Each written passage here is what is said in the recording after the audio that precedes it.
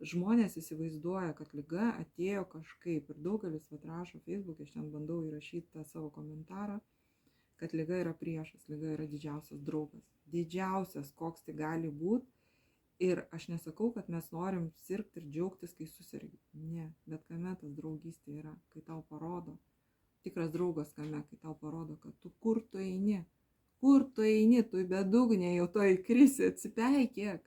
Ir jeigu ligos nebūtų, tai pas mus iš karto būtų letalinis tas išeiga, mes iš karto mirtume.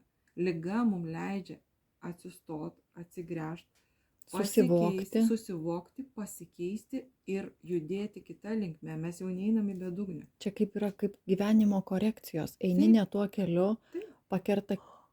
Tai yra pagalba, mums pirminė skausmas yra pirminė, nes skausmas yra iš viso, kaip aš sakiau, vienas lengviausiai valdomų dalykų, subjektyvus dalykas, bet be skausmo mes nežinotume, kad nudegsim, nežinotume, kad ten kažkas atsitiks ir nežinotume iš viso, kaip čia dabar, žinai, mums gyventi, nes kad mumis, kaip sakyt, išgyventume, mums išgyvenimui reikalingas šitas dalykas, būtent, nes skausmą pajutę mes jau žinom, atsargiai, galim įvaldyti tą meną, galim valdyti ugnį, galim valdyti peilį, galim valdyti įvairius dalykus, kurie yra kaip ir grėsmė mums, sukelia skausmą, viską sužalot mums gali, bet mes tam ir esam žmonės, kad įvaldytume tai, tą visą stichiją, įvaldytume, kad jie mums pagalbininkai taptų tos energijos.